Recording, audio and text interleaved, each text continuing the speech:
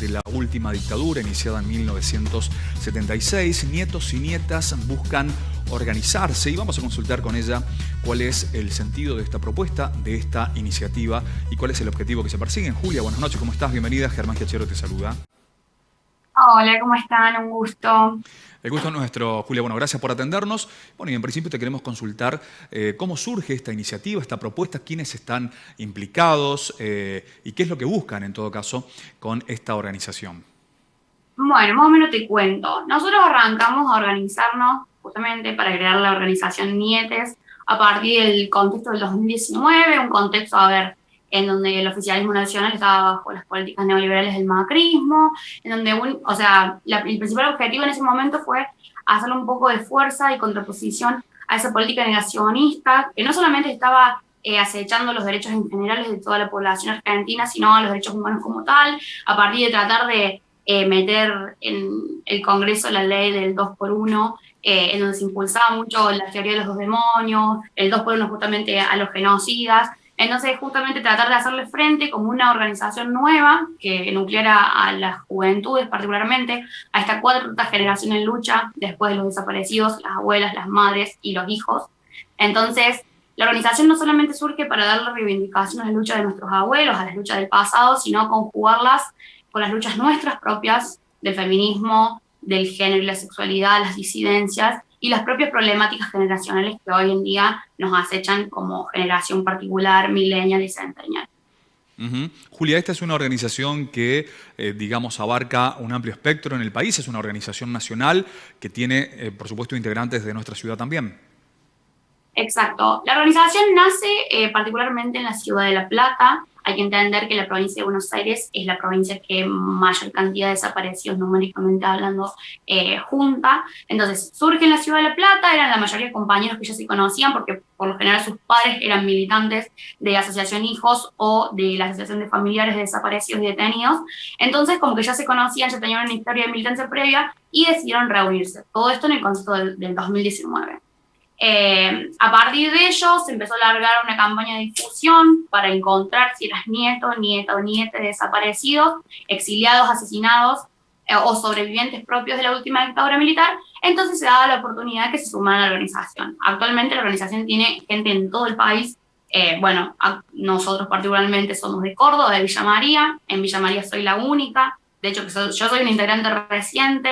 Además que la organización se ha visto frenada, en realidad, como todas las actividades de tipo colectivo, por el tema del decreto que se dio el 20 de marzo del 2020, a partir del decreto de aislamiento por sanidad y la crisis de COVID.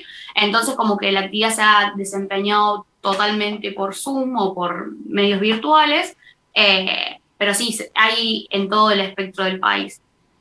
Julia, ¿cuáles son las sensaciones, las vivencias que comparten los nietos de víctimas, de desaparecidos, de asesinados durante la última dictadura?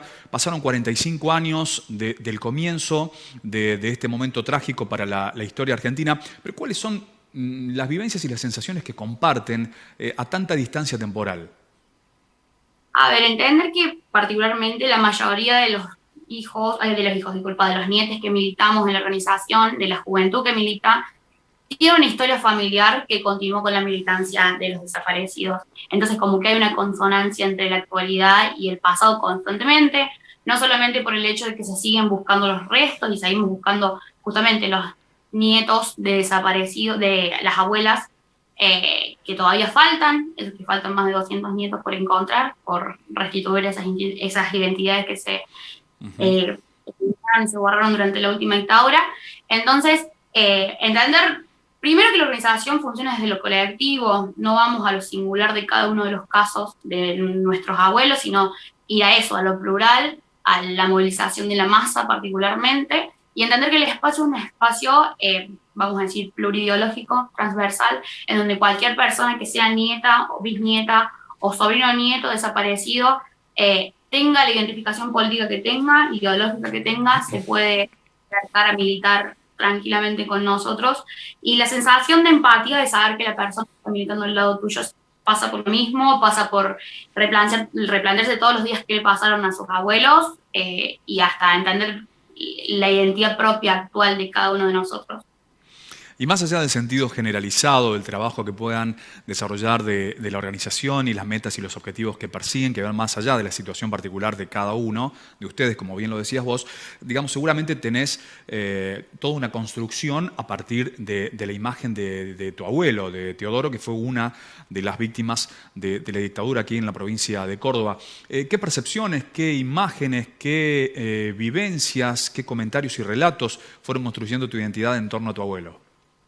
Y a ver, entender que, como fue algo que pasó, bueno, el 5 de mayo del año que viene se cumplen los 45 años de que mi abuelo fue asesinado, porque mi abuelo fue asesinado, no fue desaparecido y a un centro clandestino.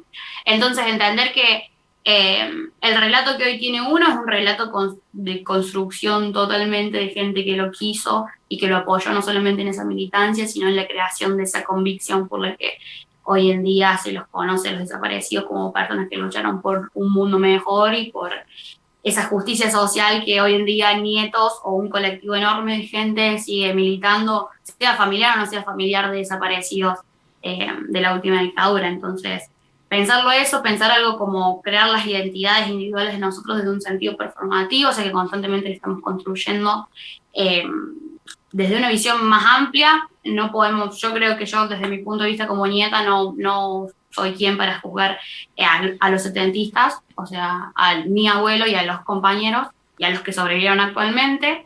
Entonces, entender que las condiciones son diferentes y que hoy en día es un lema con el que yo siempre me crié, que yo vivo en democracia gracias a ello.